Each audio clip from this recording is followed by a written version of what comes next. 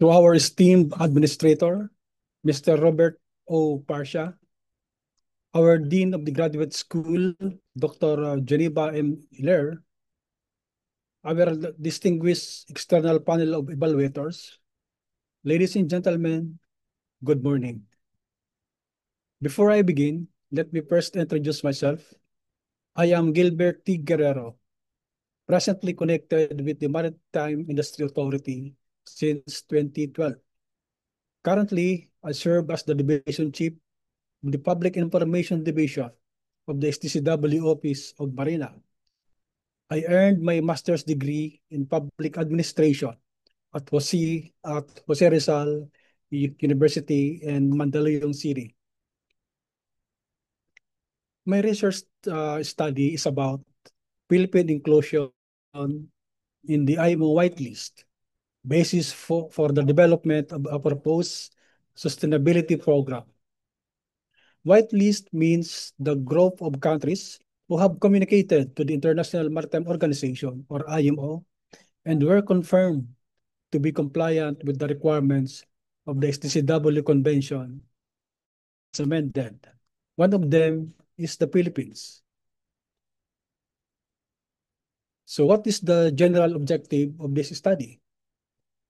The general objective of the research study is to determine the level of compliance of the Philippines through the Maritime Industry Authority with the criteria set by the International Maritime Organization to sustain its position in the whitelist.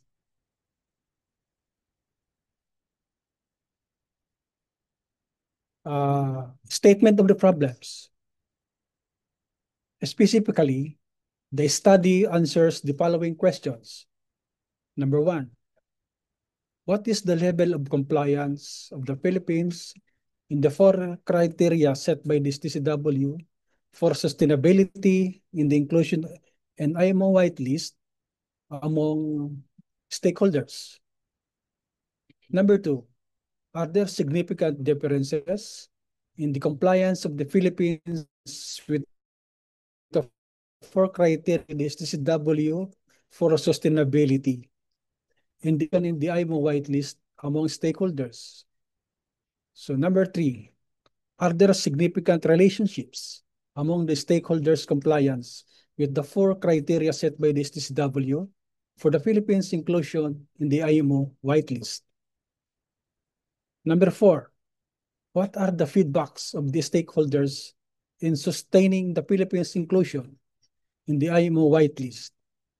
As to A, key factors in risk, B, benefits and downsides, C, overall impression on sustaining the Philippine inclusion in the IMO whitelist.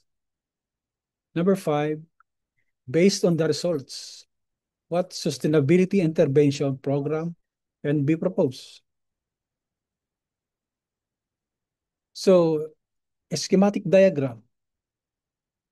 The schematic diagram of the study provides the independent variables in the proposed sustainability programs. The independent variables are the stakeholders, and the dependent variables are the level of compliance with the requirements of the STCW Convention. The participants or the respondents of this study are composed of 50 participants from MHEI, 18 from MTI, and 34 are seafarers, 12 from mining agencies, and 12 from shipping agencies. So this chapter provides a comprehensive review of existing literature pertaining to the assessment of compliance by maritime institutions with the standards of training, certification, and watchkeeping, with particular focus on the significance as a determinant factor in the Philippines' capacity to sustain its position in the International Maritime Organization's whitelist.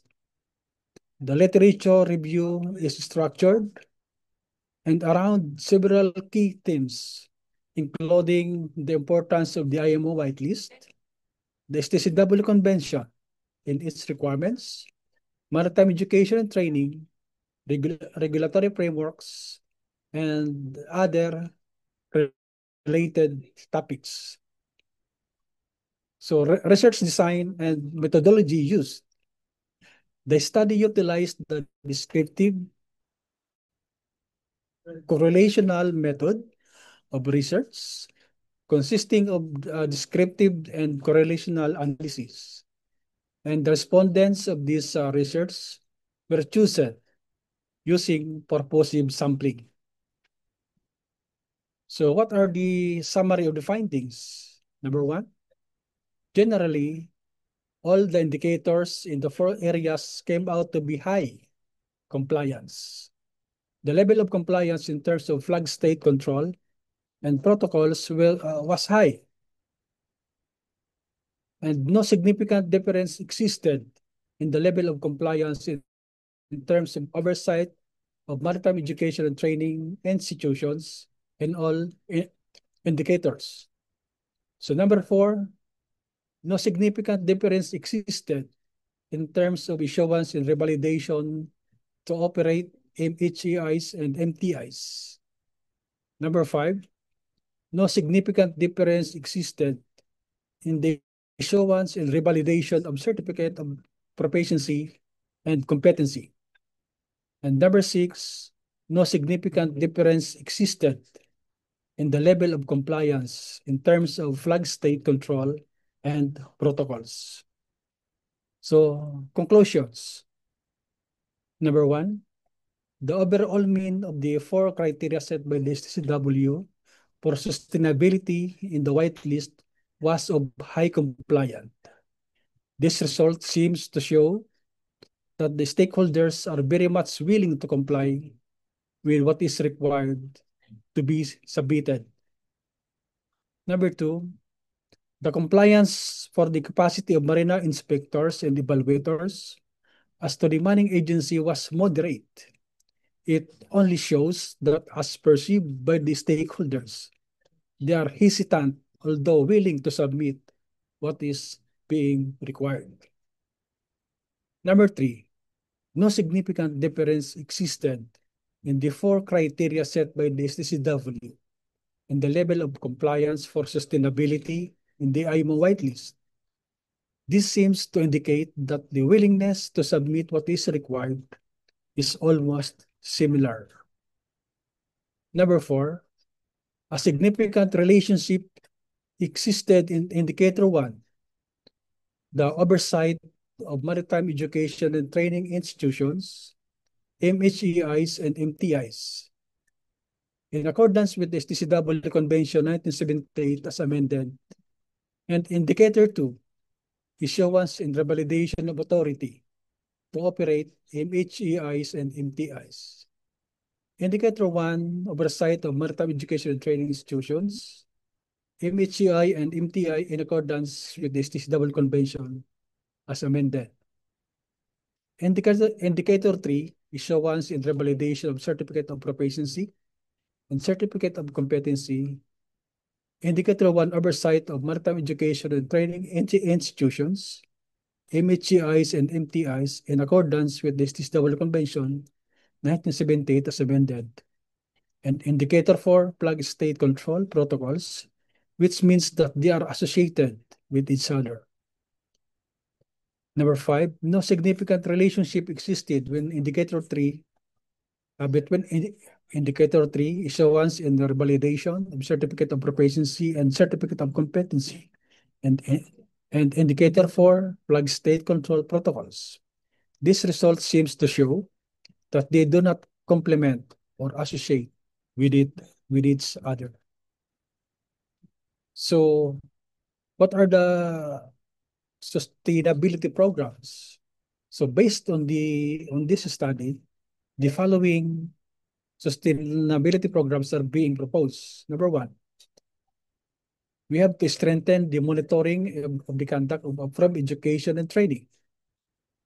Number two, capacity building of marina personnel and instructors and assessors. Number 3, implement all regulations of the STCW.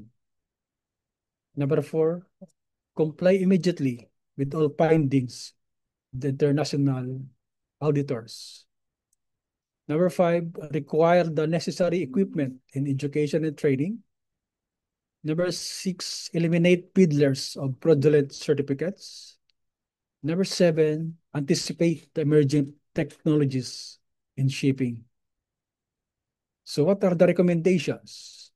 Number 1, the curriculum prescribed by the Marina must be followed by the MHEIs and MTIs, emphasizing what is required in compliance with the STCW Philippines capacity to be included in the whitelist.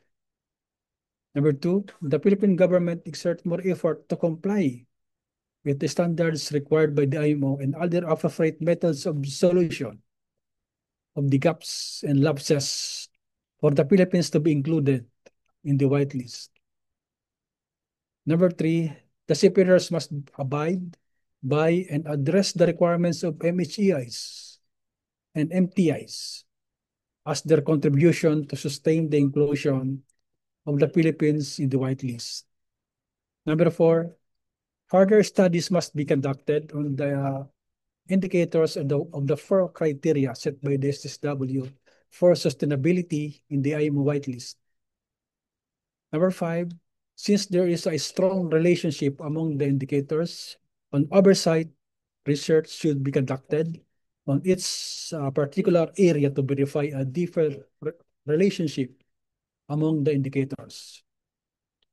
So what are the impact or outcomes of this study? Number 1, strengthening maritime workforce, ensuring Filipino seafarers continue to meet international standards, and securing continuous employment on board foreign flag vessels.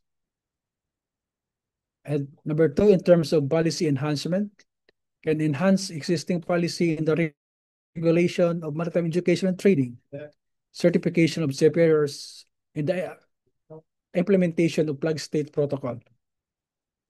Number 3 is in terms of economic benefits, sustaining the Philippines' position in the global maritime trade, benefiting the economy through remittances. And number 4, global recognition. So reinforcing the Philippines' reputation as the great supplier of seafarers worldwide. So what are the original value of the paper? So this study provides a novel linkage between international maritime compliance and the formulation of national sustainability programs in the Philippines. Specifically, it explores the strategic implication of the Philippines being included in the IMO whitelist, not just as a compliance achievement, but as a lever of sustainable maritime development. Offers a unique policy-oriented perspective. So as to the references, in my dissertation, I have 23 references to ensure that my research makes reference on the established studies to further strengthen arguments. Also, proper credits to the original authors and researchers whose work contributed to the study has been addressed, and to ensure that my study fits within the fields of existing body of knowledge. It's been an honor to be with you today. Thank you very much for your time and kind attention on this presentation. Thank you very much.